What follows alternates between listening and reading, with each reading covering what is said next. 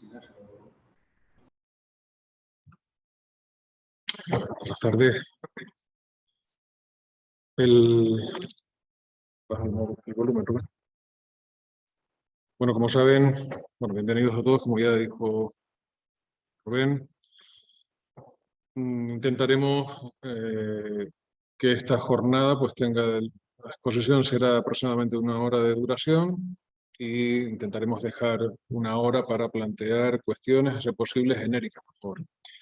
El contenido de esta pequeña jornada, bueno, abordaremos en primer lugar una pequeña introducción, aunque ya muchos lo conocemos, pero pues sí, para dejar sentadas las bases, el marco regulatorio. En un segundo punto, pues analizaremos este decreto ley, en concreto la disposición transitoria segunda del decreto ley 15/2020, las condiciones y el procedimiento de aplicación. Un tercer punto que pues será sencillo, ventajas de esta regularización, y por último la tarificación de visado de calidad para este tipo de proyectos sujetos al procedimiento.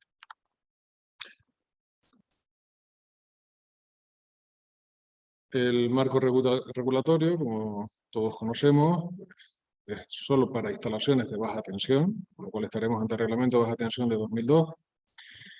El actual, me refiero, antes de... O sea, ¿qué teníamos hasta ahora, no? Pues el reglamento de baja tensión de 2002, el decreto 161, que contenía 15 anexos, entre ellos guías de contenidos mínimos. Este decreto fue derogado por el 141 del año 2009, pero mantuvo las guías de contenido mínimo.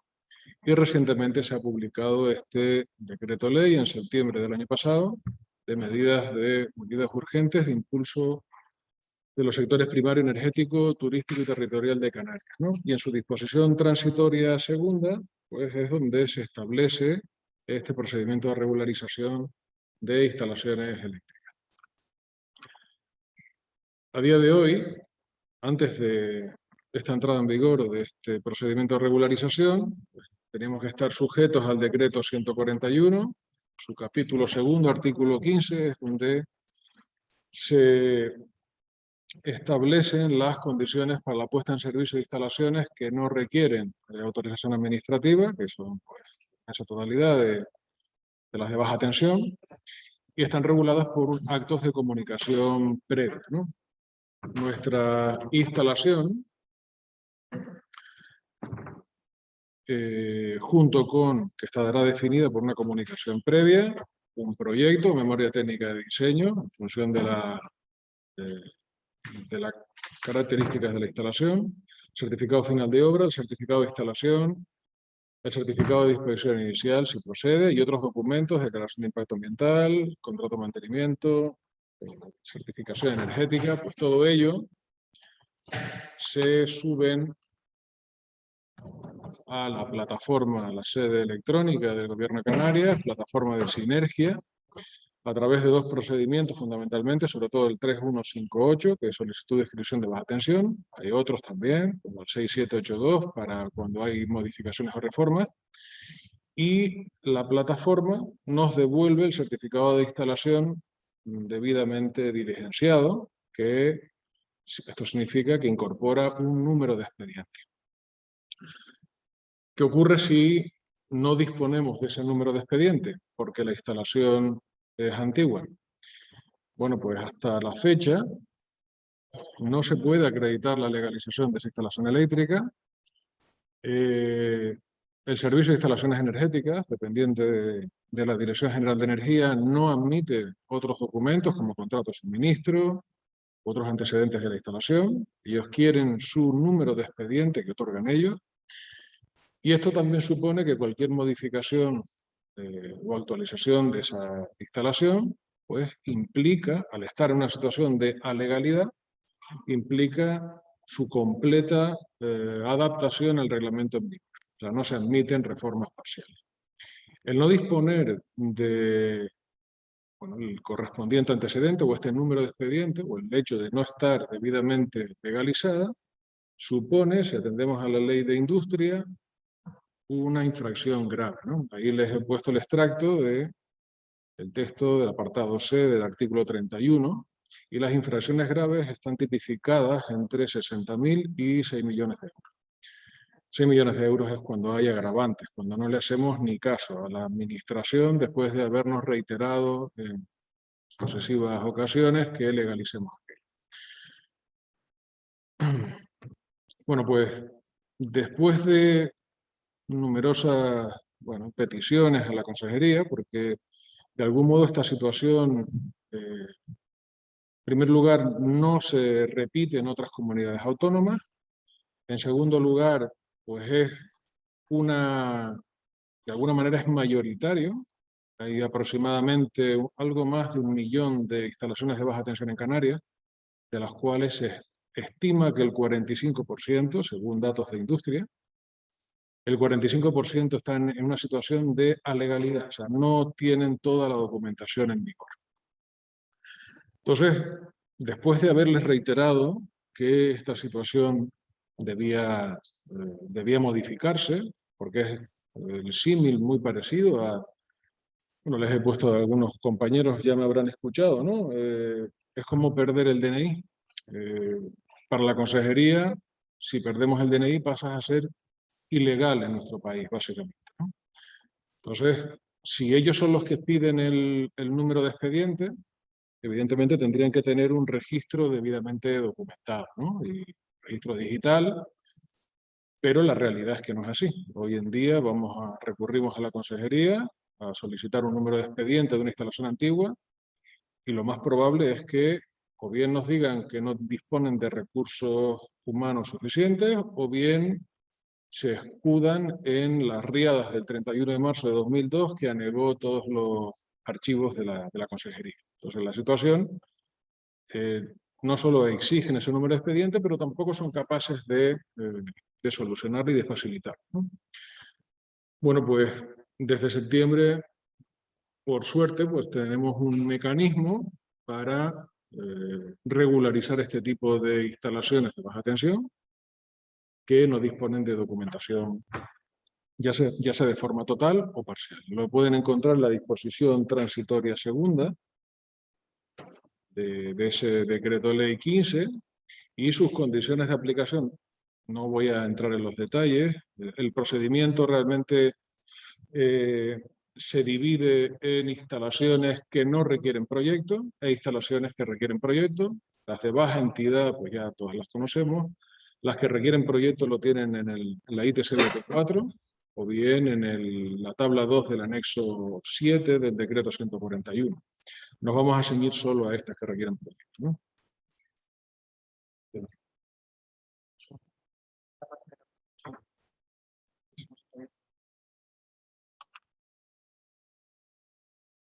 Disculpen.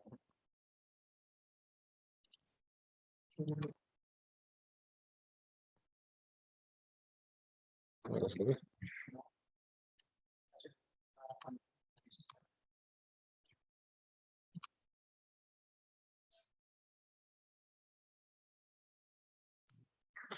Están comentando que aquí hay un error que no están viendo la pantalla.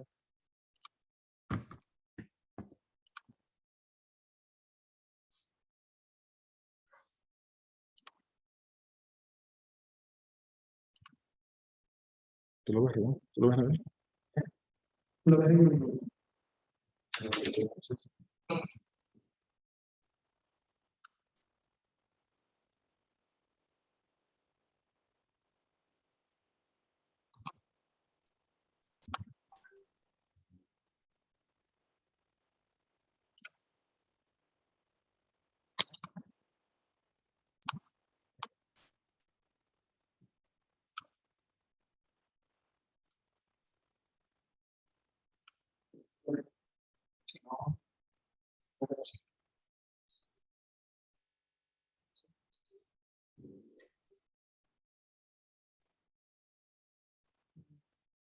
Sí, sí.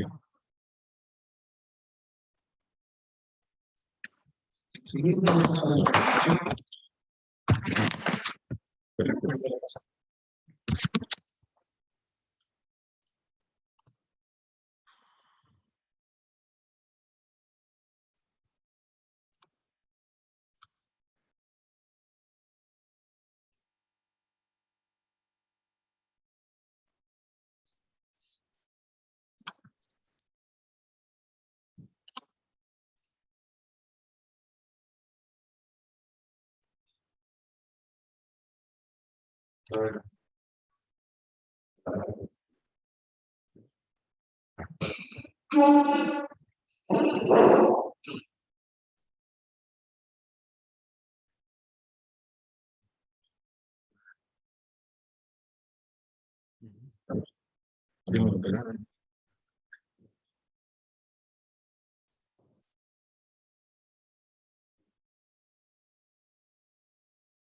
¿Dónde lo ves?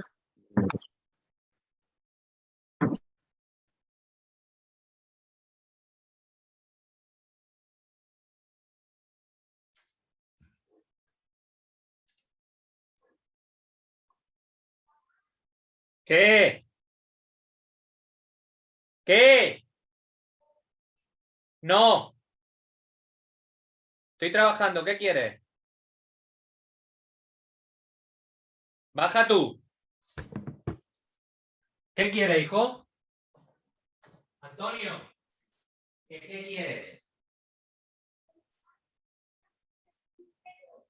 Ah, pues bájamelo tú, cariño, que estoy aquí en una videoconferencia y tengo que estar atento a lo que dicen, ¿vale?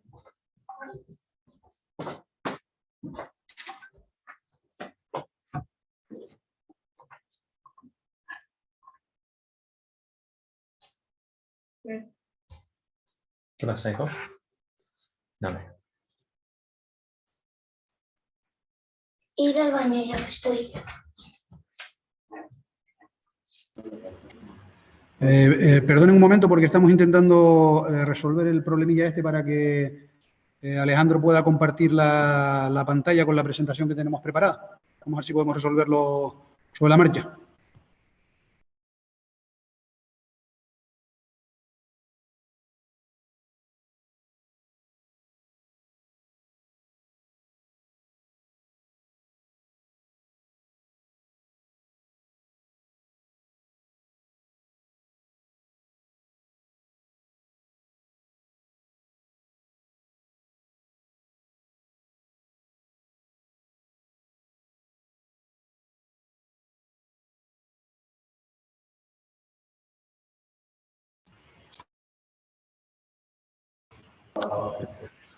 Parece que ya lo hemos resuelto. Vamos a seguir la jornada en el punto en el que lo habíamos dejado, ¿vale? Perdonen las molestias.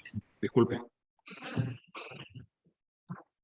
Bueno, ahí verían el contenido del índice que vamos a ver.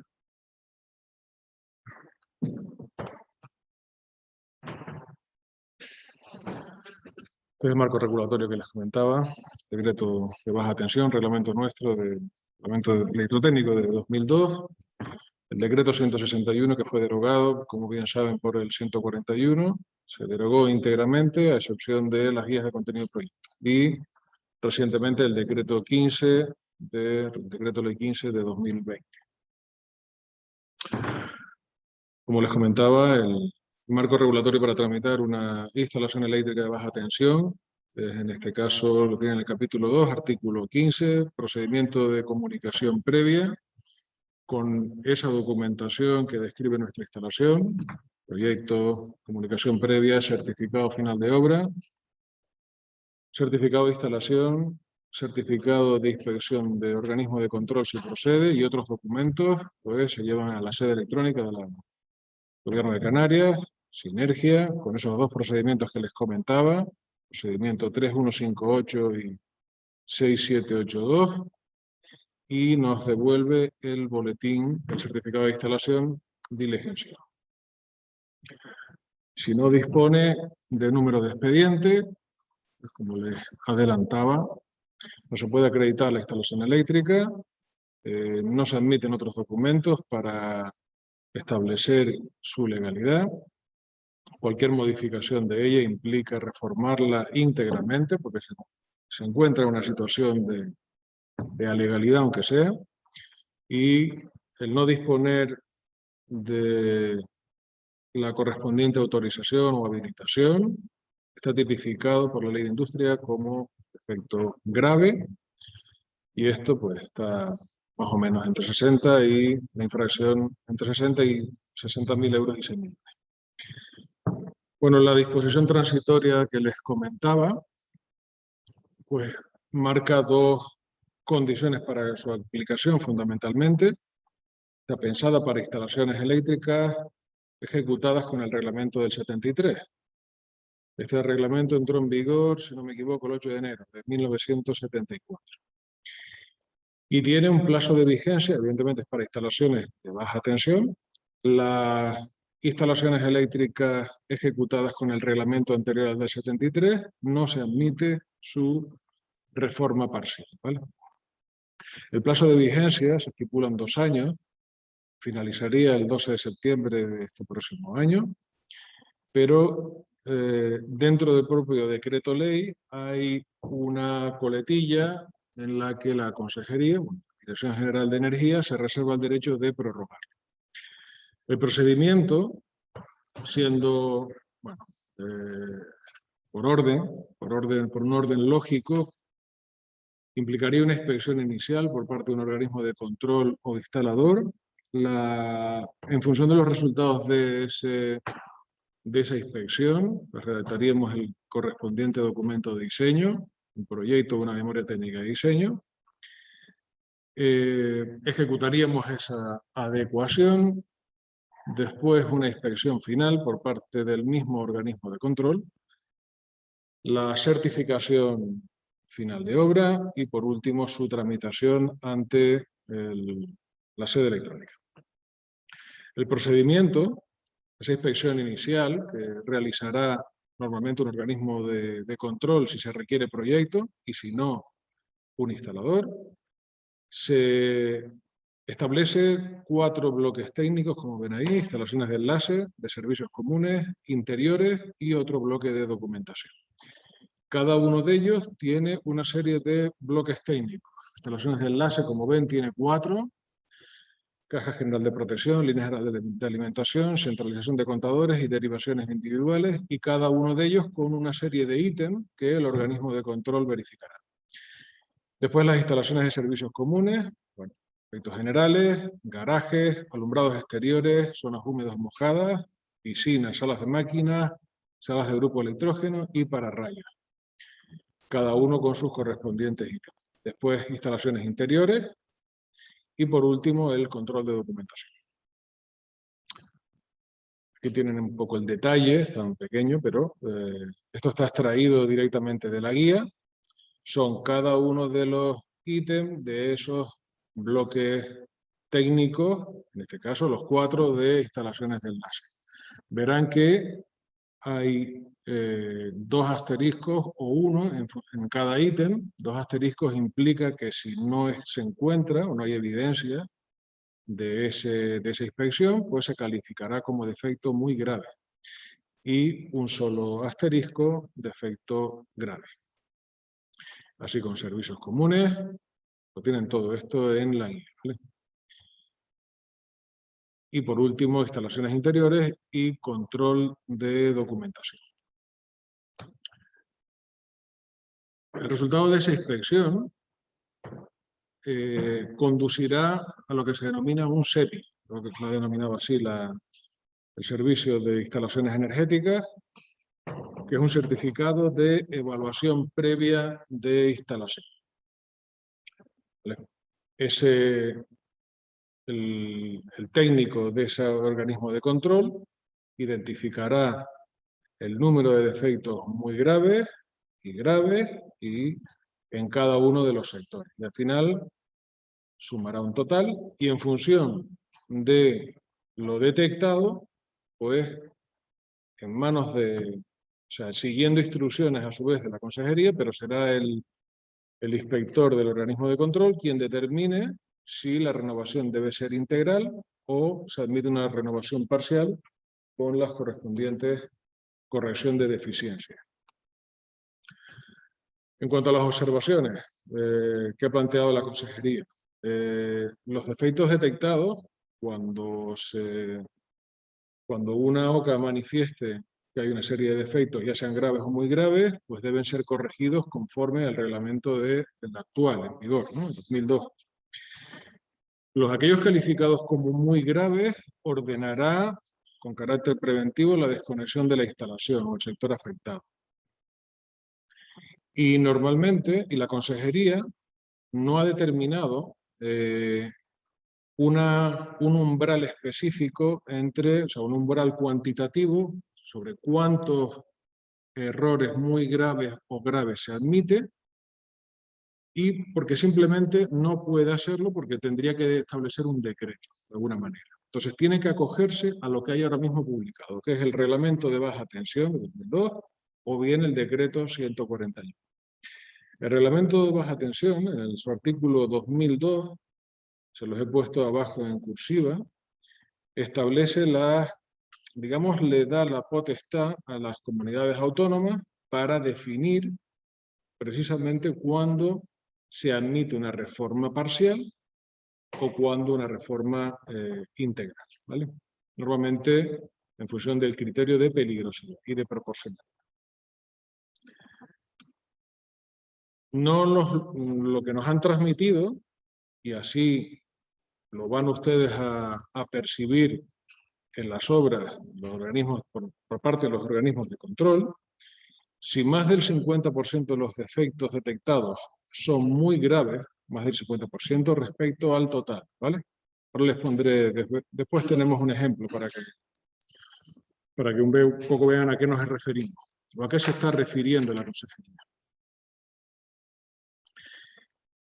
O si se detectan más de 100 defectos, ese es el único número cuantitativo, sean graves, muy graves, en esas dos situaciones, una u otra, es obligación del titular reformar integralmente la instalación. No se admite la reforma parcial, ¿vale? Y además, ese organismo de control trasladará al Servicio de Instalaciones Energéticas esa inspección llevada a cabo, lo cual es una cuestión de tiempo que el titular deba condicionar esas instalaciones completamente, ¿vale?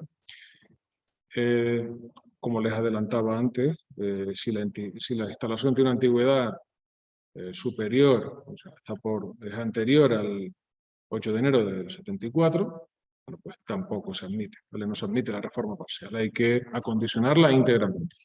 Y en el resto de supuestos se admite la reforma parcial. Ahí les he puesto un ejemplo de, imaginemos que queramos acondicionar una instalación de enlace de un edificio. Una instalación de enlace son, como les comentaba antes, 4 sectores técnicos. Sus sectores técnicos, si ustedes los suman, son 47 puntos de inspección, según esta guía. De esos 47 puntos, 24 podrían ser graves y 23 son graves. Si el organismo de control detecta 25 defectos, de ellos 13 muy graves y 12 son graves, la instalación en esta situación puede ser reformada parcialmente porque, como ven, el número de defectos muy graves es inferior al 50% del total, que son los 47 puntos de chequeo. De todas formas, el inspector se reserva el derecho de apreciar circunstancias agravantes que puedan determinar la reforma completa de la instalación, por estar en un estado muy difícil. Evidentemente, si encuentran más de 100 defectos, nos está diciendo que la instalación se encuentra en un estado muy deteriorado. Bueno, una vez con suponiendo que la reforma sea parcial, si es una reforma integral, pues estamos ante la misma situación de siempre. Tenemos que acogernos a las guías del decreto 141 en función del tipo de instalación y redactar el proyecto que ya todos ustedes saben.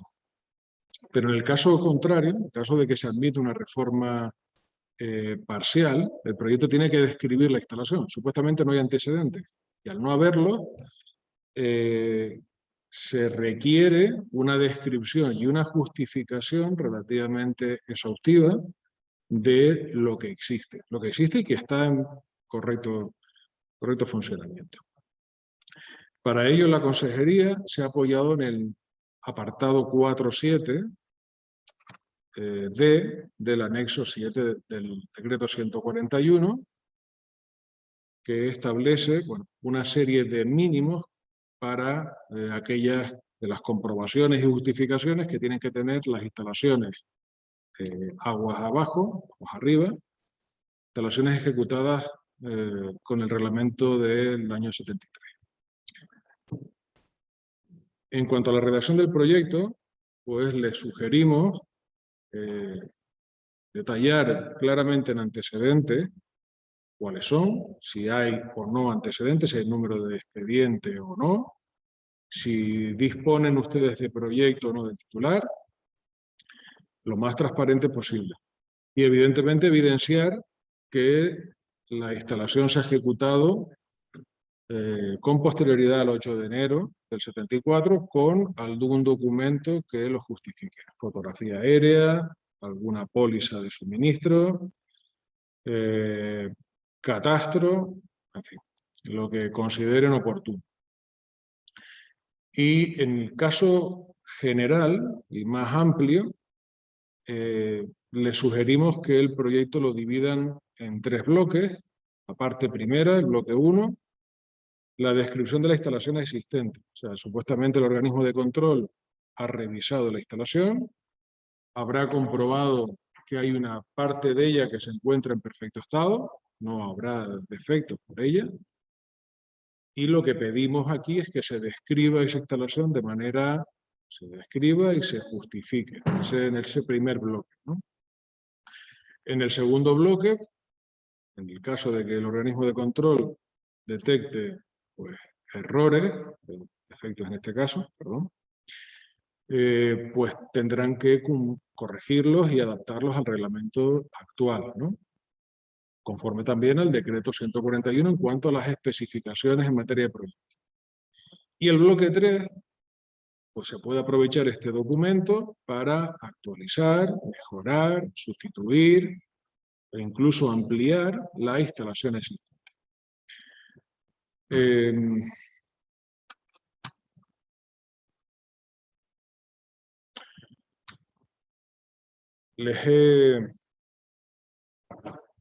Aquí les hemos preparado, no entraremos, lo compartiremos con todos y lo subiremos a la intranet del colegio, unos requisitos mínimos de esos tipos de proyectos, ¿no? De todo lo que tenga que ver con el reglamento del 73. Es un reglamento muy similar al actual. O sea, evidentemente el de 2002 es mucho más amplio, pero ciertas cuestiones son completamente idénticas. Todo lo que tiene que ver con previsión de carga, con caídas de tensión, son relativamente similares. Bueno, pues en este documento, que lo compartiremos con ustedes, documento que simplemente son las cuestiones del proyecto que se deberían especificar, la parte de memoria, pues obviamente el objeto del proyecto, el promotor, emplazamiento, la descripción de la finca, la reglamentación, incluyendo el reglamento en este caso del 73, una descripción de la misma, la potencia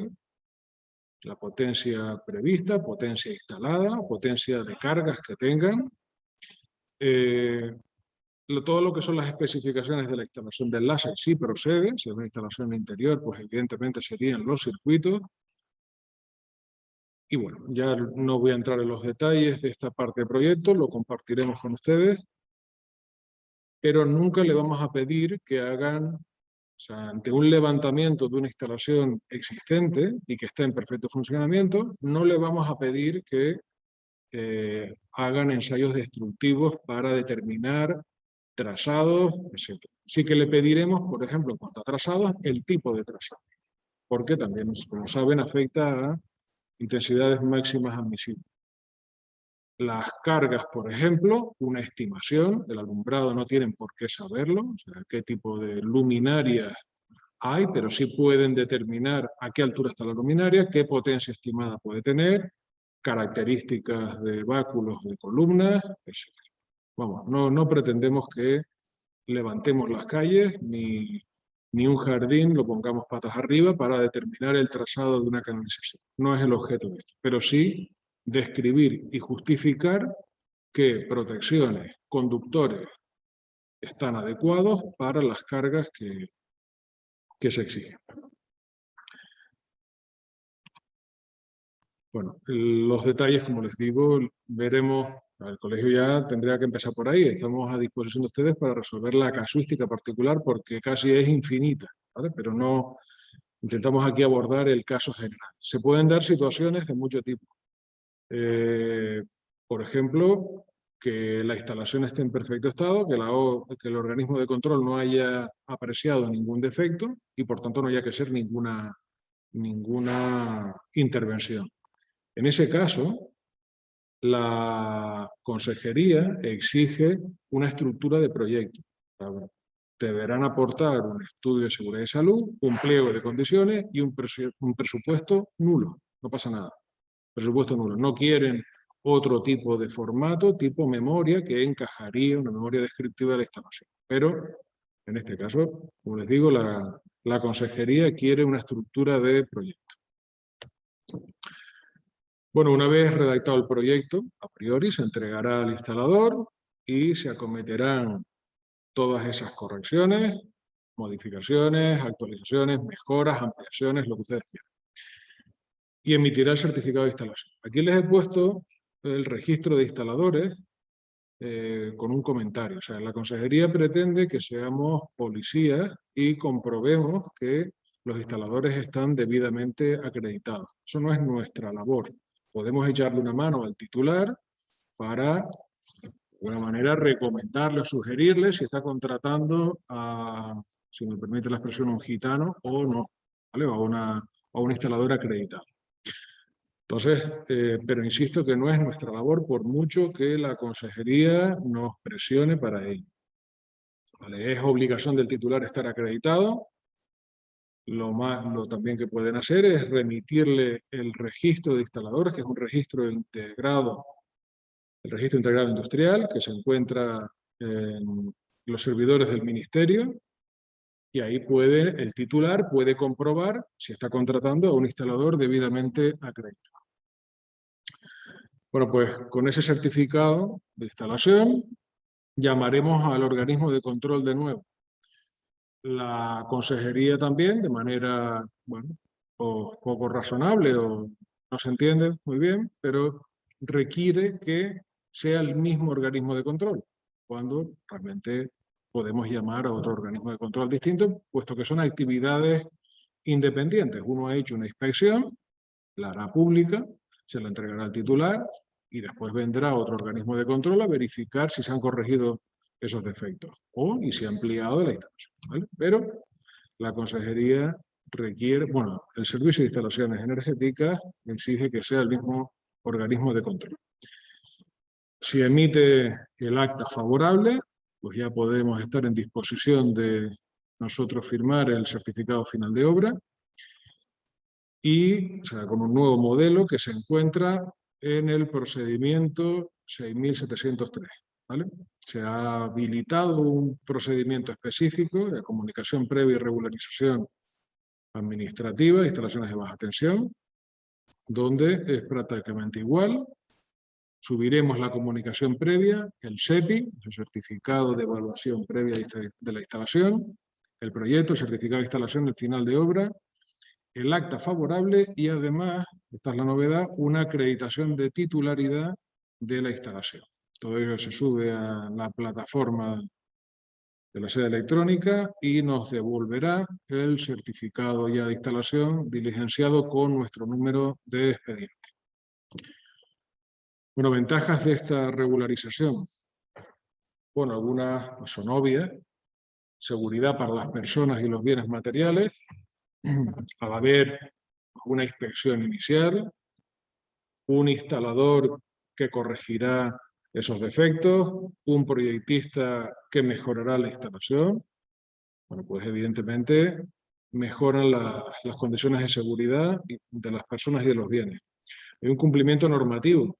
No olvidemos que partimos de una instalación ilegal en este caso o alegal, ¿vale? Con lo cual, seguridad jurídica para titulares, para técnicos municipales e incluso para quien sea el responsable de esa instalación. Mejores condiciones económicas en pólizas de responsabilidad civil. Bueno, mejores condiciones. Más bien, el no disponer de una instalación debidamente autorizada, pues puede ser motivo de exclusión de cobertura por parte de una póliza de responsabilidad civil. Entonces, en muchos casos, pues, si no son motivos de exclusión, las aseguradoras entienden el no disponer de toda la documentación como un posible riesgo. Entonces, mejorarán, probablemente reducirán las coberturas o incrementarán la prima. Se produce una revalorización de los activos inmobiliarios.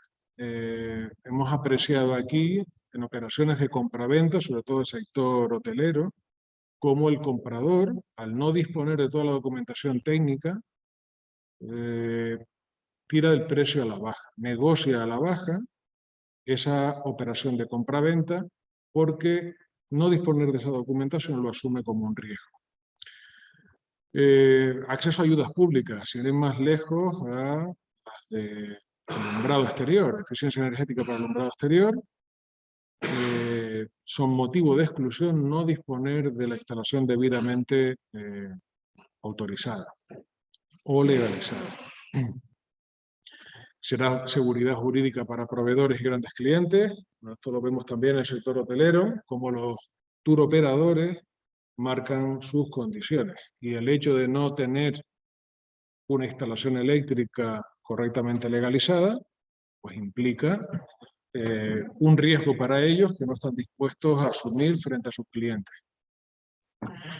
Hay una mejor imagen pública por parte de ese titular, el hecho de disponer de toda la instalación debidamente legalizada y sobre todo el hecho de tener ese número de expedientes nos permite modificar a futuro, cuando queramos, o ahora mismo, parcialmente la instalación. ¿Vale?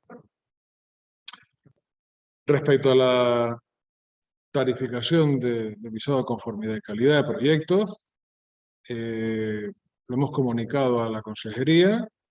Para la parte de la instalación nueva, se sigue exactamente con las mismas tasas. La parte de la instalación, digamos, ejecutada conforme al reglamento 2002. Es decir, todo lo que son correcciones y actualizaciones, mejoras o ampliaciones. Solicitaremos el presupuesto exclusivamente de la parte eléctrica. Pero para la instalación conforme al reglamento del 73, como les he dicho el caso, de situaciones en las que no hay presupuesto, porque es lo que realmente está pasando, lo que está ocurriendo es que los titulares están llamando a sus instaladores de confianza, acondicionan la instalación, todo lo que pueden, y el organismo de control ya no aprecia defectos de ningún tipo. Entonces la intervención es nula. O sea, el presupuesto que ustedes tendrían que reflejar en el proyecto sería cero. Bueno, pues para eso solicitaremos potencia instalada / contratada, ¿vale? Compartiremos con ustedes este simulador. De todas formas, ya lo tienen activado en la intranet, ¿vale?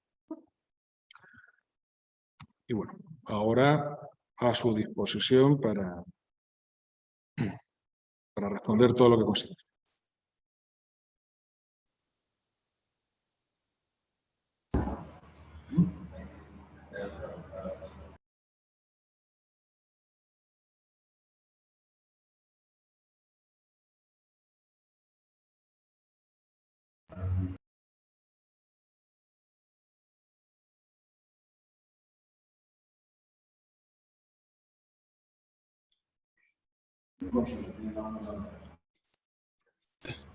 Bueno, si les parece bien, tal y como dijimos al principio, vamos a intentar organizar esto de la mejor manera que podamos. Entonces, vamos a ir viendo a la gente aquí que levanta la manita en el chat y a ver si podemos ir estableciendo un orden, ¿vale?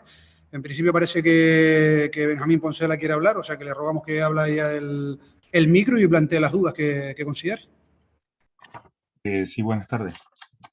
Alejandro, dos cosillas. El control documental, el apartado 14, no se clasifica ni grave ni muy grave. No sé qué finalidad tiene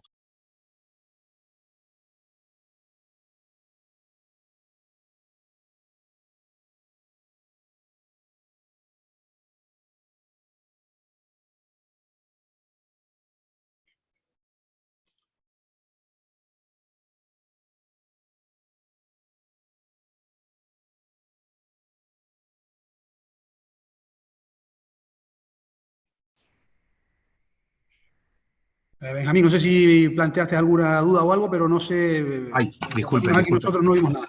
Estaba hablando y no había quitado, disculpen, el micrófono. Ahora sí. Estaba mutado. Alejandro decía que dos cuestiones. El apartado 14 de los que se evalúan por el organismo de control es control documental. Ahí no es ni grave ni muy grave. ¿Qué finalidad tiene o qué peso tiene en la decisión los apartados del 14? Y luego en el punto 1.6 también de la nota aclaratoria de la Consejería habla de unas mediciones y ensayos realizadas a la instalación según lo establecido en la Instrucción General G de este anexo, y eso no está, o por lo menos yo no lo he conseguido encontrar. Si nos lo puedes aclarar. Gracias.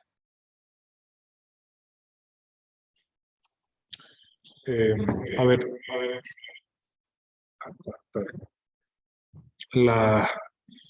El control de documentación se califica como deficiencia grave.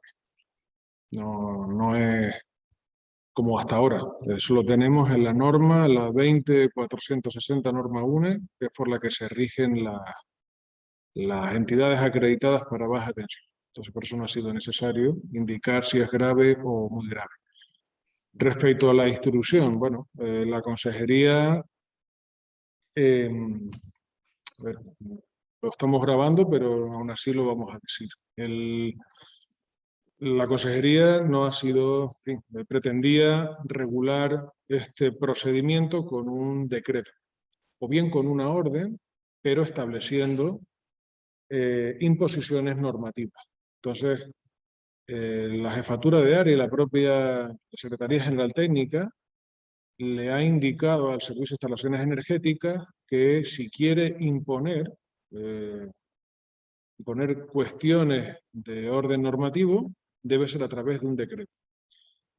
Y no quieren cometer el mismo error que cuando se publicaron los decretos 161 y 141, en los que, si ustedes se fijan, en los anexos de esos decretos hay cumplimientos normativos. Entonces, el cumplimiento normativo tiene que ir en el articulado.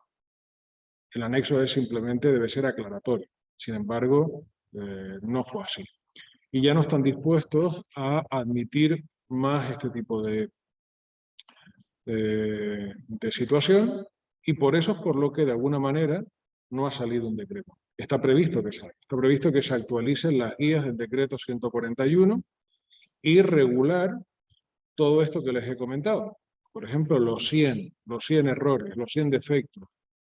Bueno, se podría poner en entredicho, ¿no? ¿Por qué 100 y por qué no 90? ¿no? Es verdad que lo ampara un artículo 2, que es el reglamento de baja tensión, donde establece que las comunidades autónomas fijarán esos umbrales de peligrosidad, pero la realidad es que una cosa es que se lo deje en manos de la comunidad autónoma y otra cosa es que ésta determine con un documento normativo de obligado cumplimiento y que sea sobre todo transparente. El problema está aquí. Nos está indicando a nosotros que se lo transmitamos a ustedes, pero si ustedes habrán comprobado, en ningún sitio han visto que estén esos 100 errores o más del 50% de los defectos muy graves. No está. Entonces, de ahí que tengamos que cogerlo un poco con saliva.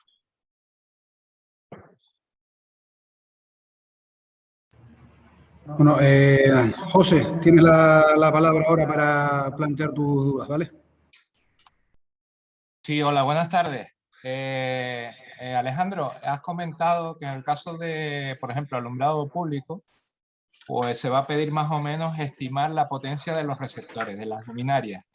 Mi pregunta va respecto a las luminarias, si nos van a exigir esos cálculos luminotécnicos y en virtud de que no hay curvas fotométricas en muchos casos, pues son luminarias viejas, ¿qué es lo que van a exigir ustedes respecto a lo que es el visado calidad para que le den el visto bueno? Gracias. Bueno, determinaremos, como les dije, sobre todo la parte eléctrica. El reglamento de eficiencia energética no estaba en vigor en el año, cuando estuvo en su momento el reglamento de baja tensión del 73, por tanto, no podemos exigirlo, ni todo lo que tenga que ver con ese reglamento, iluminancia, uniformidades, factor de borde, todas esas cuestiones, obviamente no se exigirán. Si nos quieren aportar curvas fotométricas, encantado. O sea, es el documento que servirá de vehículo para la legalización posterior y será la base de esa instalación a futuro. Si no lo tienen, aquí en el colegio tenemos un luxómetro que pueden ustedes acoplarlo en la capota del vehículo y con un portátil le puedes calcular la curva fotométrica existente. Espero haber respondido.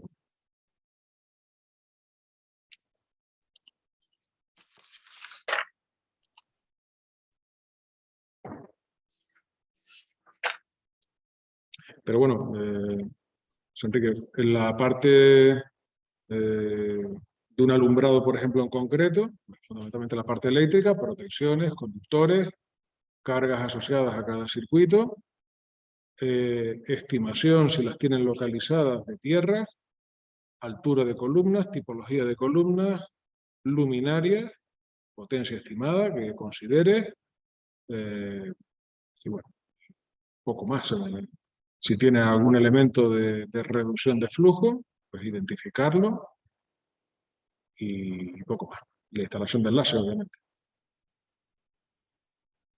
De acuerdo, gracias. Me parece que Antonio Aranás quería tomar la palabra también, o sea que a su disposición. No sé si me oyes, Alejandro. Mira, Alejandro, ¿me oyes? Sí, sí. Mira, preguntarte, hay una serie de establecimientos, por ejemplo, industrias que hacen modificaciones periódicas, pues a lo mejor cada 2, 3 años, 4 años, y que por una razón o por otra, y más por lo que sea, por el titular no las ha actualizado con su proyecto, con su todo, ¿no? Y a lo mejor, bueno, por supuesto que entran dentro del reglamento del 2002, pero no han hecho ni proyectos ni nada. Ahora nos encontramos, por ejemplo, con que, bueno, cualquier instalación nueva que tenga que necesitar, por ejemplo, el cable con el marcado, pues, ¿en qué condición está? Si se considera una instalación con falta de documentación, no lo sé. No sé cómo se podría clasificar como una instalación existente o no. Porque no existe documentación, pero bueno, es que no lo ha hecho por la razón que sea. No quiero entrar en polémica, pero no la ha legalizado. No hay inconveniente. O sea, el procedimiento fija como frontera el 8 de enero del 74. De ahí en adelante contempla que la instalación puede haber sido ejecutada con el reglamento del 73 o con el de 2002. No hay ningún problema. Pero, o sea, pero no es Se describe la instalación existente, tal y como está, y como mismo hemos de acuerdo, explicado. Solo que en vez del reglamento del 73, pues identificarás lo existente con respecto a 2002. Y la pero OCA, no, eso sí, tienes que justificar que de alguna manera ha sido puesto en marcha con ese reglamento, con el actual. claro, pero no es una instalación que en su momento cumpliese con reglamento y se hubiese hecho documentación y ahora no se encuentra. Simplemente es que no existe porque no ha hecho proyecto por la razón que sea. Se justifica igual, ¿no? Estoy mirando aquí el chat y me parece que Felipe también pedía la palabra.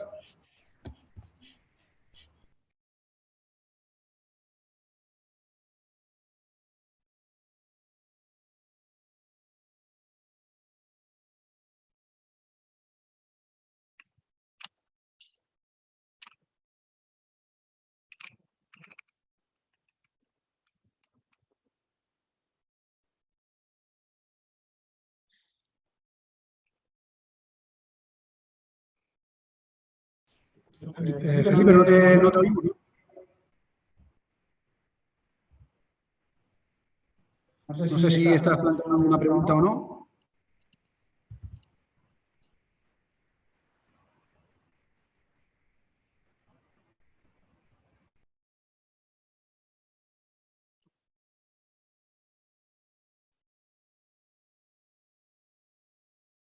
Benjamín, dado que Felipe parece que no está ahora disponible, planteanos la duda tuya.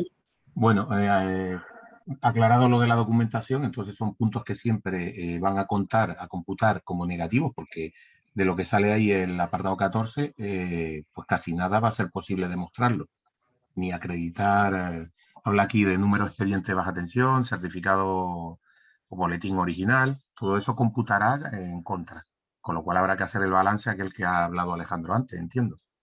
Y luego, por otro lado, la gran ventaja de este procedimiento, desde mi punto de vista, es que gran cantidad de circuitos con cables no etiquetados con reacción al fuego van a poder seguir siendo utilizados, siempre que el inspector de la inspección OCA no determine que haya que cambiarlos, que entonces sí. Pero si no, es que yo, en mi empresa, por ejemplo, tenemos instalaciones de gran cantidad de tirada de línea, que es que las tendríamos que un gasto de desembolso impresionante si no aprovechamos esta oportunidad regulatoria. Es lo que yo también enfoco, la ventaja, una de las ventajas. Que no quiere decir que esos cables no sean seguros, simplemente no existía el reglamento, la directiva esta europea de productos de la construcción y su reacción al fuego. Eso es todo. Correcto. Podrás aprovechar esos conductores. Sí, Alejandro. Antonio, tienes la palabra, compañero. Buenas tardes. A ver, mi duda era la siguiente. En instalaciones que tienen, o sea, que cumplen el reglamento del 2002, de las cuales no se tiene documentación ni antecedentes ni nada, y que por la construcción propia de la instalación es o porque tiene unos antecedentes posteriores al 2002, que se convierten en anteriores a la entrada del 2002 una vez la legalicemos, o mantienen la categoría del 2000, o sea, de cumplir el reglamento vigente.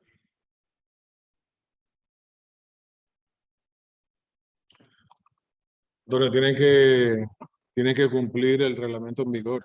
Si es de 2002 y puedes justificar que efectivamente fueron puestas en marcha en el año 2004, por ejemplo, evidentemente se te aplicará, digamos, el reglamento en vigor. La OCA sí lo establecerá y así te lo pediremos nosotros y así te lo va a pedir la consejería. El reglamento en vigor en aquel entonces, en el año 2004, si no había reglamento de eficiencia energética en el alumbrado exterior, pues no será de aplicación. Si no había reglamento de CPR, tampoco. Si no había vehículos de recarga, tampoco se te aplicará. Pero evidentemente tienes que justificarlo. Tienes que justificar que esa instalación fue puesta en marcha en esa época. Con el documento que consideres, una licencia de actividad, un final de obra de un arquitecto, catastro, algún documento municipal, lo que disponga. Fotografía aérea incluso podría valer, pero tendrán que defenderlo ante la administración, no ante nosotros, sino sobre todo ante la administración, que es la que les puede inhabilitar en este aspecto. O sea, pueden ustedes subir, tener en su número de expediente, pero siempre en el acto comunicado, la administración se reserva el derecho de retrotraer los actos. Así que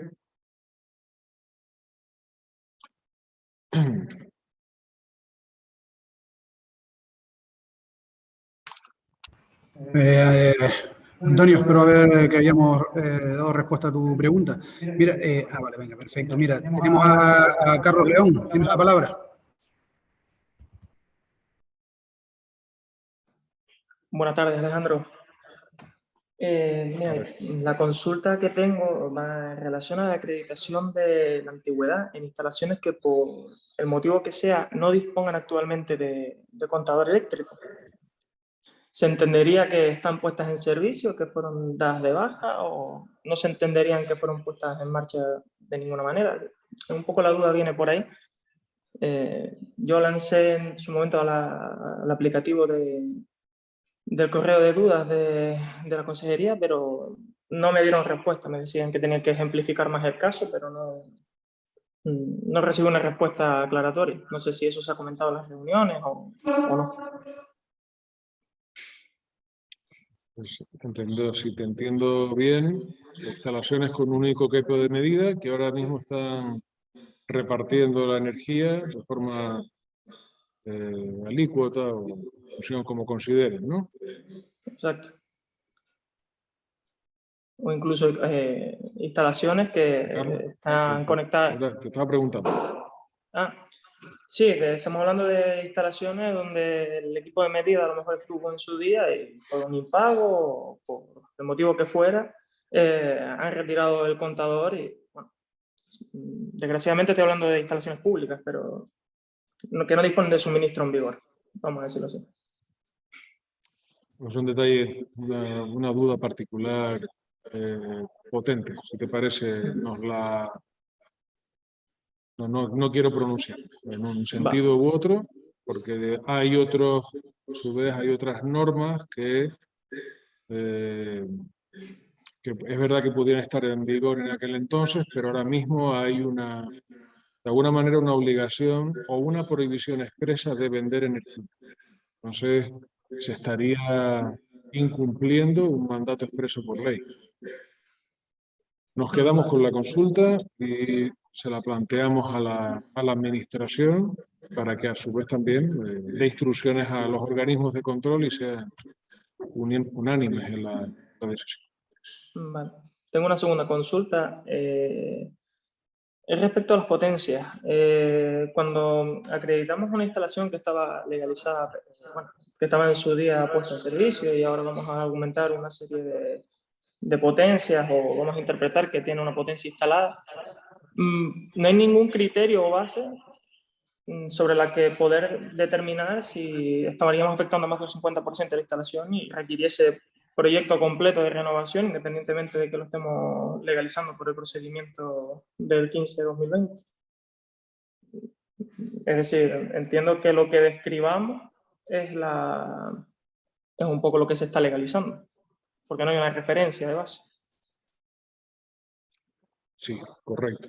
O sea, si ahora, por ejemplo, tienes una instalación quieras legalizar de 100 kilovatios, instalación ejecutada con el reglamento del 73, y quieres abordar una ampliación por 60 kilovatios, tienes que adaptar toda la instalación. Sigue estando en vigor lo que establece el artículo, en este caso el artículo 2 también, del reglamento de baja tensión, donde te tipifica que modificaciones de más del 50% de la instalación implica de alguna manera la reforma completa para mí. Y también lo tienes en el decreto 140. Pero efectivamente la base la tienes que soportar sobre la instalación actual y después abordar esa ampliación, mejora, fuera de la instalación y que se te quede por debajo de ese 50%. Vale, perfecto. No tengo más dudas. Gracias. Gracias, Carlos. Nuestro compañero Jorge Mesa ha planteado una duda aquí a través del chat y se la voy a transmitir yo aquí a Alejandro. Alejandro, pregunta Jorge que si la OCA dice que tengo 5 cuadros con defectos en el mismo epígrafe, ¿eso se consideran 5 defectos o solo uno respecto a la sumatoria general de defectos? Es el mismo defecto. Sí, sí. Si la OCA, estamos hablando de instalaciones interiores, ahí tienen los defectos a mano izquierda, si es el mismo defecto en todos, que en fin, no dispone de interruptor general automático, es un defecto grave, y si se repite en todos, es un único defecto. Un único defecto respecto a los 17 que tiene, tanto pues admitiría la reforma parcial. Como ven, este checklist o este formulario de chequeo que van a tener las OCA, fíjense que también está preparado para instalaciones ejecutadas con el reglamento de 2002. Fíjense los apartados 13 y 14, precisamente instalaciones interiores, cómo se centran, una de ellas, la 13, en el vehículo eléctrico, TCBT 52, y bueno, la otra temas de cuestiones de autoconsumo. Evidentemente, si la instalación es con respecto al reglamento del 73, no les puede aplicar ese tipo de defectos.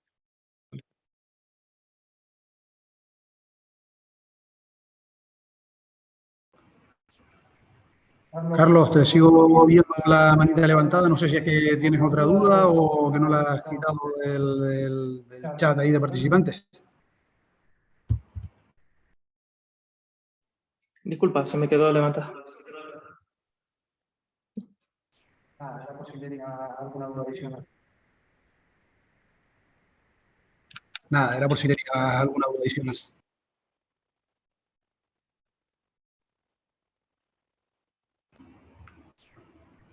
Bueno, no sé si alguien tiene alguna duda.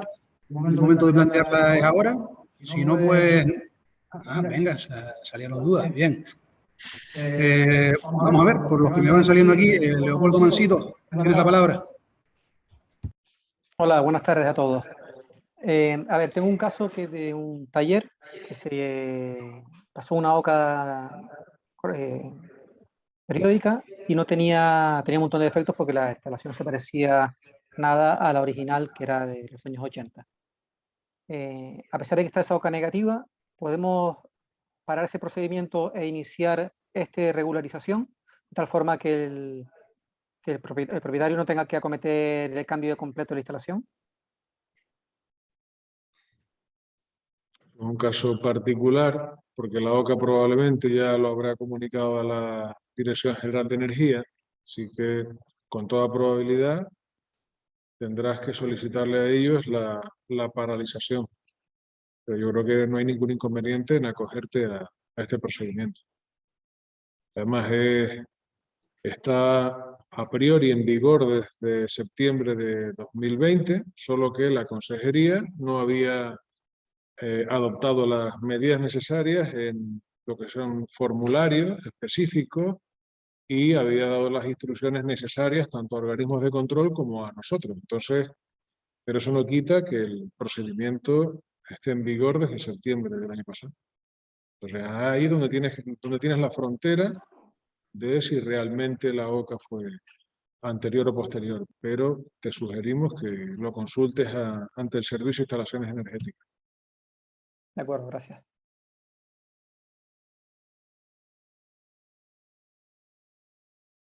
Ulises, tienes la palabra para plantearnos tus dudas. Buenas.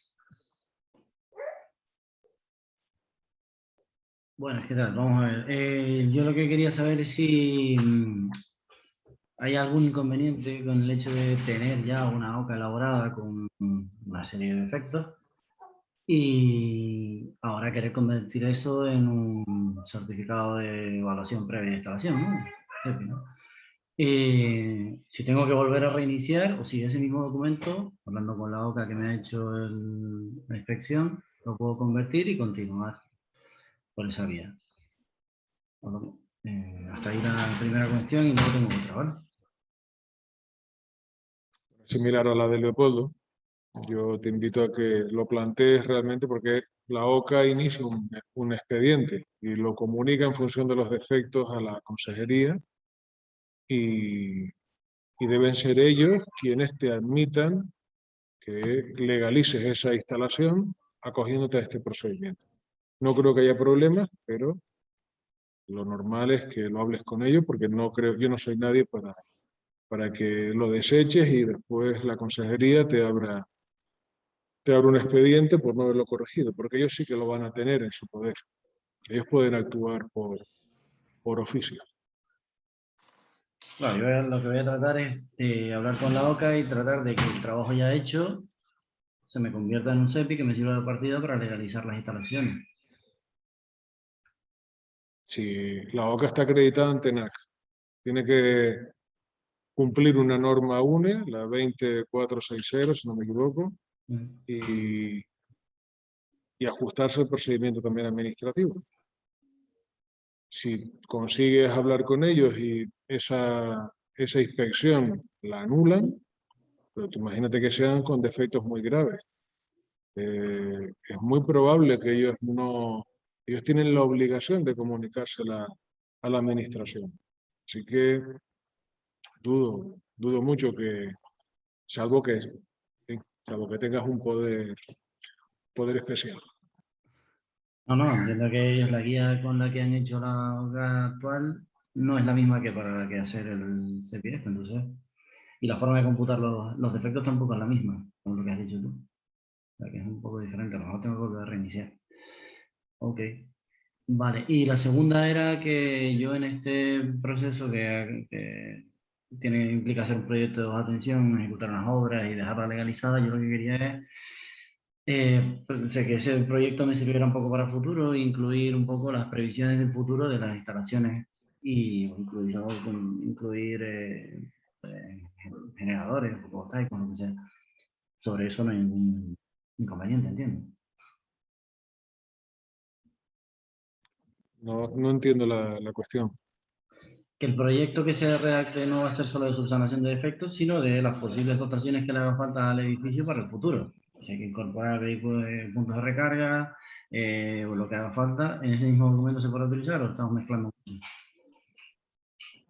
es lo que comentaba al principio en cuanto a la estructura del proyecto. Definirlo correctamente en antecedentes, cuál es el objeto de él, y puede corregir, primero describir la instalación existente, ejecutada con reglamento actual o el anterior, el reglamento del 73, y que está en perfecto estado de seguridad. Puede, otra parte, corregir los defectos detectados por ese organismo de control, y en un último bloque, pues, abordar cualquier previsión a futuro que tengas e completarla, incluirla dentro del documento. No hay inconveniente ninguno. Okay. Muy bien, muchas gracias. Obviamente con el reglamento del 70, con el reglamento de 2002, todo ya con la normativa en vigor. Ok, muchas gracias. Vale, hay una consulta de Felipe, que además también ha visto una mano. No sé si es otra consulta, le voy a transmitir al gerente la que acabas de poner en el chat. Nos pregunta Felipe que si el QLD está disponible en la página del colegio y la presentación. Entiendo que el QLD de revisión está en el reglamento y que efectivamente sí vamos a abordar la presentación, pero bueno. La presentación, el vídeo, lo que ustedes quieran.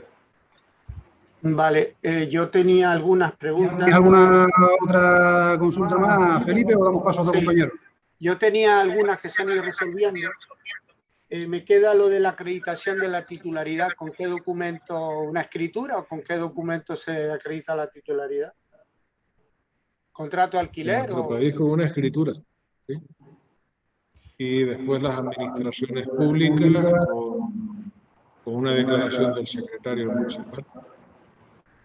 Y lo otro es, entiendo que todas las viviendas que están hechas después del 73, cuyo boletín tiene más de 20 años, no cumplen, o sea, tienen que pasar por el decreto ley o solo en caso de necesitar una modificación. A ver, las viviendas siempre han tenido un trato especial a través de un CAI, de un certificado de adaptación de la instalación, y no es, en fin, no está pensado este procedimiento para eso. O sea, ya existía una regularización de las viviendas, incluso cuando hay traspasos de titularidad, con la firma de un CAI, pues automáticamente te acreditaba cómo era esa instalación en el momento de haber sido ejecutada. Es muy similar a este procedimiento, por tanto ya eso existía y de hecho no está pensado. Este procedimiento está pensado para, de alguna manera, grandes instalaciones o instalaciones públicas, pero no para pequeñas que casi te resulta mucho más, en fin, más rentable y de menos jaqueca el adaptarlas a todo al reglamento en vigor. Vamos, siempre y cuando estamos hablando de pequeñas un pequeño inversiones. comercio tampoco, sería como la vivienda.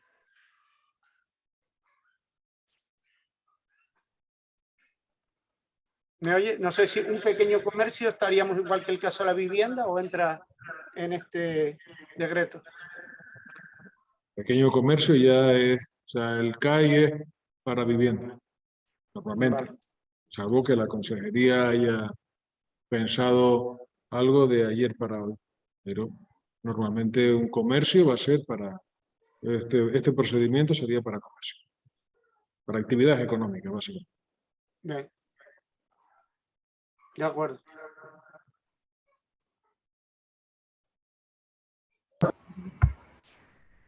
Hay un compañero que ha puesto una consulta en el chat, no me puedo ir a él porque aquí viene como haga, no sé quién es. Se la transmito aquí a Alejandro. Dice, buenas tardes. En caso de hacer la revisión de la instalación realizada con el reglamento del 73 y la OCA detecta, supongamos, 20 efectos, ¿cuál es la estructura del proyecto acorde a los 3 bloques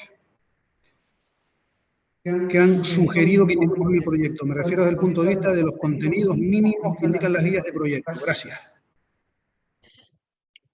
Bueno, la parte la parte antigua, que ha sido ejecutada con el reglamento del 73, entiendo que hay una parte en funcionamiento, con seguridad, que el organismo de control no ha percibido ningún peligro, y eso se regulará conforme a estos contenidos que les indicaba, ¿vale? Que básicamente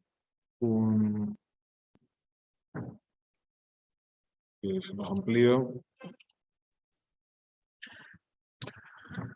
Básicamente es describir la instalación y justificar que efectivamente la protección y los conductores la protección protege al conductor y los conductores pueden atender las cargas previstas y que las intensidades máximas admisibles están dentro de los rangos estipulados por ese conductor que se instaló en el año X, unas caídas de tensión estimadas.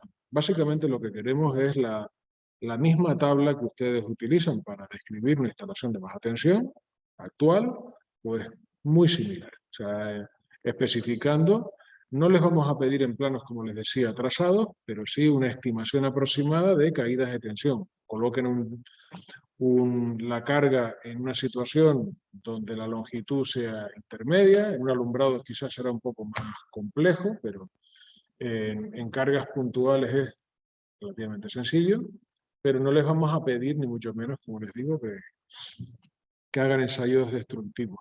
Los contenidos son los que también dependerá del alcance de lo que están ustedes regularizando. Si es una instalación de enlace, pues nos centraremos en los 4 bloques técnicos esos y los de siempre.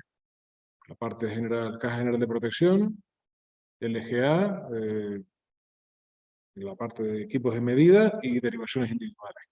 ¿Estamos hablando también de instalaciones receptoras o de zonas comunes? Bueno, nos aplicaremos a la parte correspondiente y que la describan ustedes de manera adecuada y justifiquen sobre todo desde un punto de vista eléctrico. Nada más. No pretendemos tampoco, si hay luminarias de emergencia, que nos indiquen dónde están. Si no hay luminarias de emergencia, probablemente el organismo de control ya se los advierta, con lo cual tendrán que corregirlo. La parte de tierras, que muchas veces está oculta, pues el organismo de control determinará si da más o menos de 37 ohmios.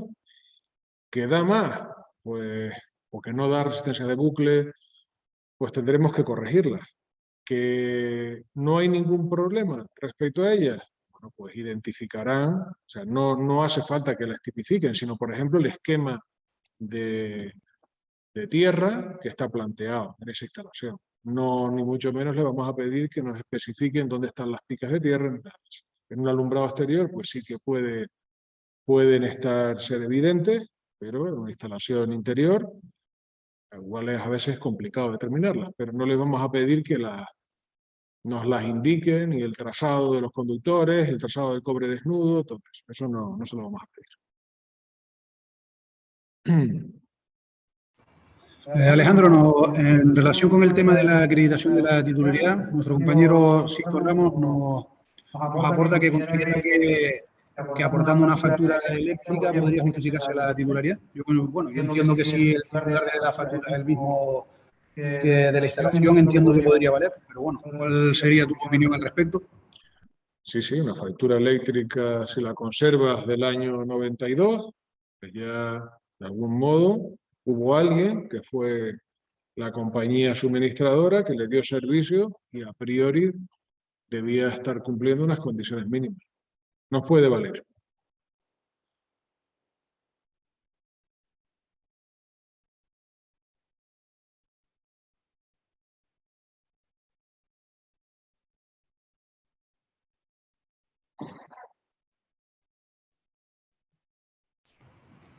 No sé si hay algún otro compañero que tenga alguna duda más.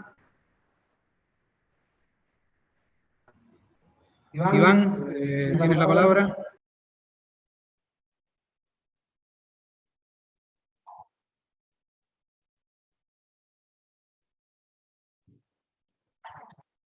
¿Me oyen ahora?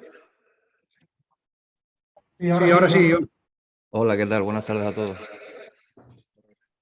Tengo 3 preguntas. Intentaré ser lo más breve posible, en orden digamos, de complejidad. La primera es, en el caso de los SEPIs que podemos hacer nosotros, que son aquellos que no conllevan proyecto para su legalización, ¿verdad?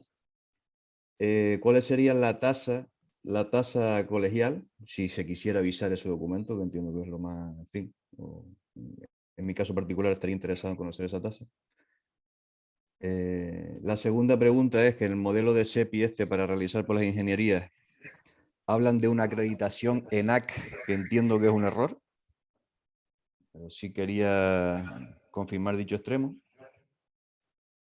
Y luego el tercero es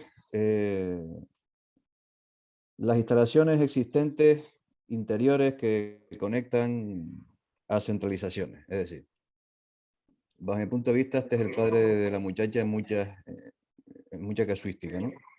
Es decir, si se quiere legalizar una instalación del año 73 por necesidad, aparte de para tenerla legalizada, porque el señor quiere ampliar potencia, quiere disponer de su documentación para pedir subvenciones, etcétera, etcétera, que es un caso muy habitual, y evidentemente la instalación conecta una centralización, dígase centros comerciales, dígase incluso establecimientos turísticos que arriendan sus locales, etcétera.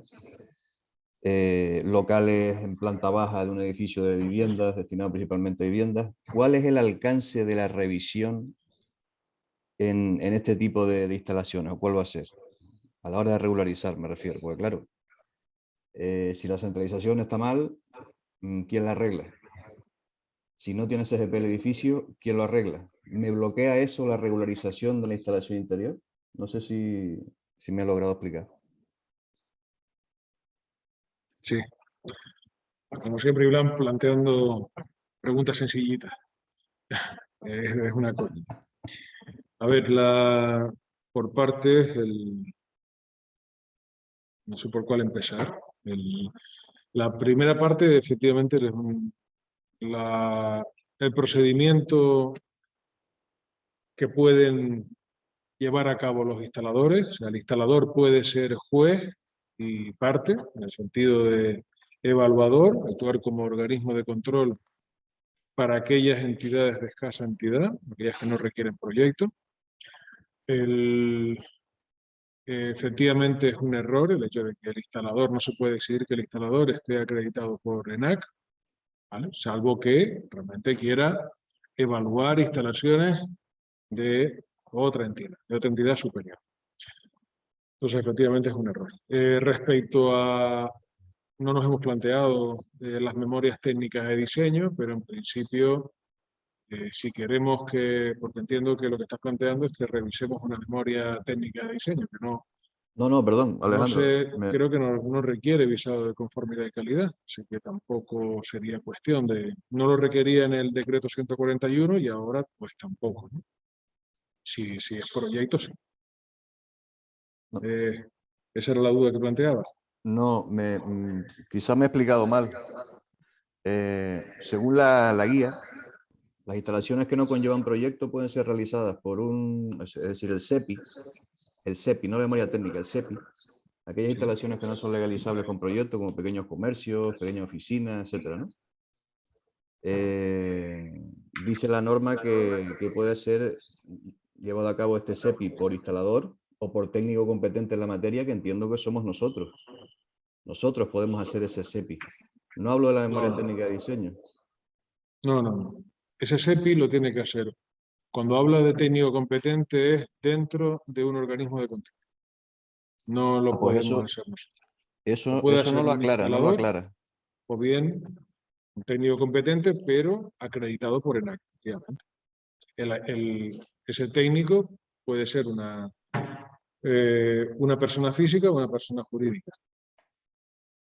Es a lo que se refiere eso. Pero no lo podemos hacer nosotros. Porque salió algo posterior que aclara con mayor profundidad este asunto, porque el apartado 1.5 sí habla de inspector habilitado en caso de proyectos, pero en el caso que no lleve proyecto habla de instalador eléctrico o técnico facultativo con competencias profesionales en la materia. Sí. A ver, si trabajas para una instaladora, puedes hacerle la inspección sin ningún problema, pero será para obras o instalaciones de escasa antigüedad. Sí, eso es como firmar, si estás a sueldo en una instaladora, puedes firmarle perfectamente el boletín, certificado de instalación. Es esa misma figura.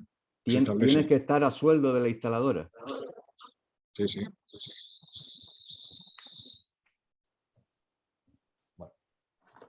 Respecto a lo siguiente, es una muy buena pregunta. El otro día se planteaba un caso similar. Una centralización de contadores de 6 naves industriales, donde no supieron responder de manera clara a ese planteamiento, muy similar a lo que tú estás contando.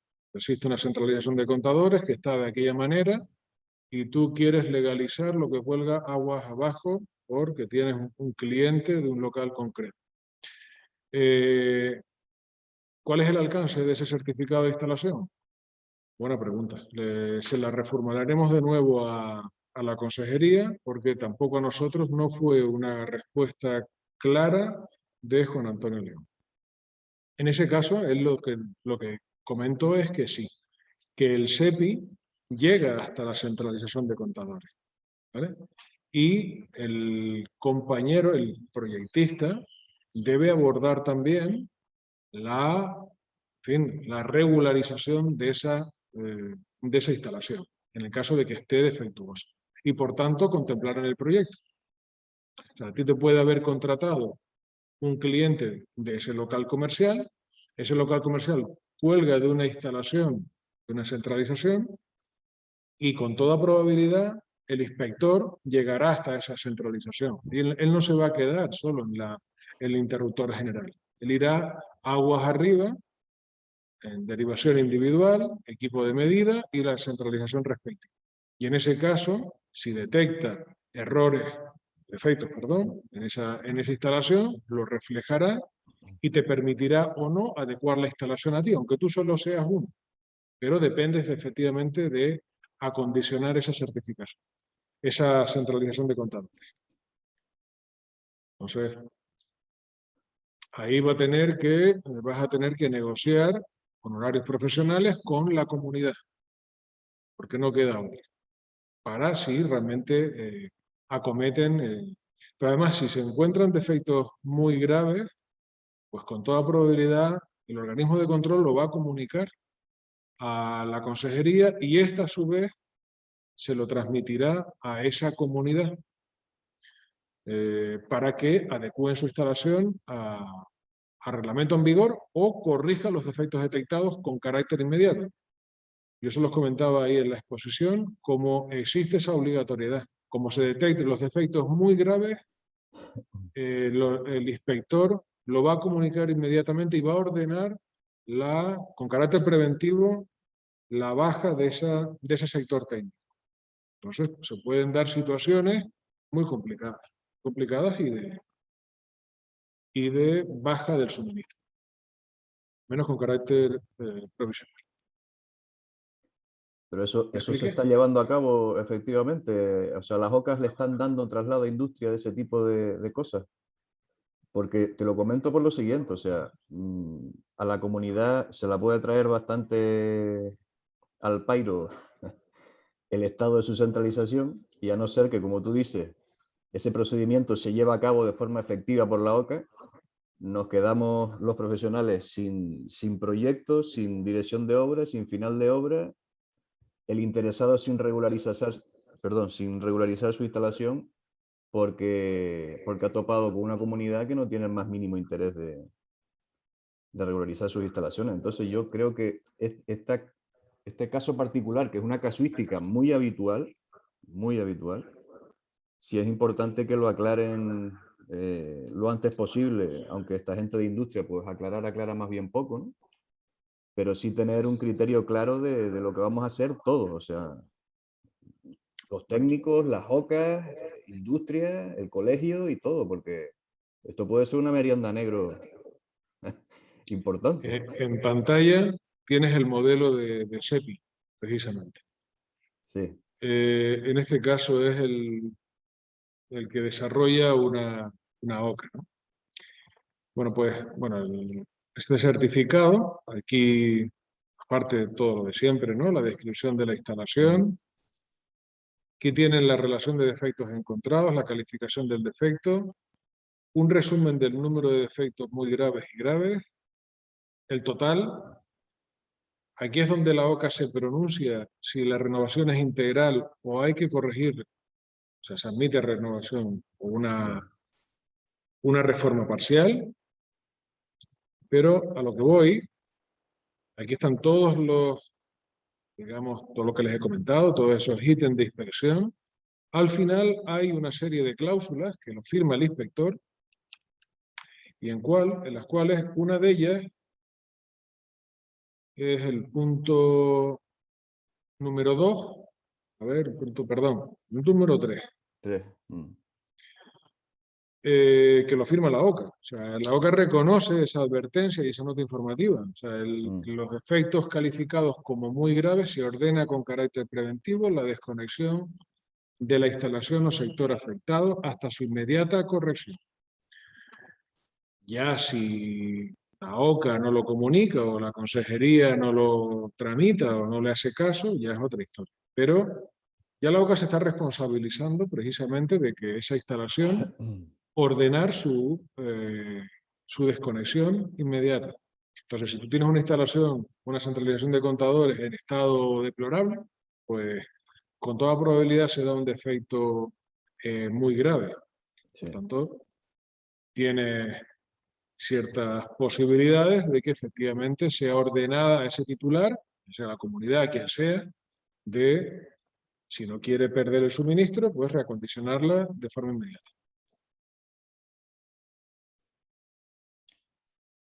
Muy bien, muchas gracias.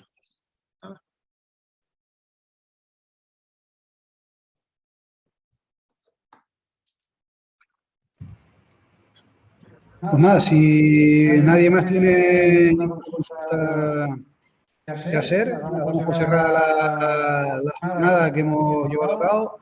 Agradecerles a todos la presencia, aunque sea virtual. Nos hubiese gustado que estuviesen con nosotros aquí en el salón de actos, pero claro, esta situación de COVID nos lo impide. Esperemos que pase pronto y que nada, estén todos bien y que la próxima vez podamos vernos por aquí, ¿vale?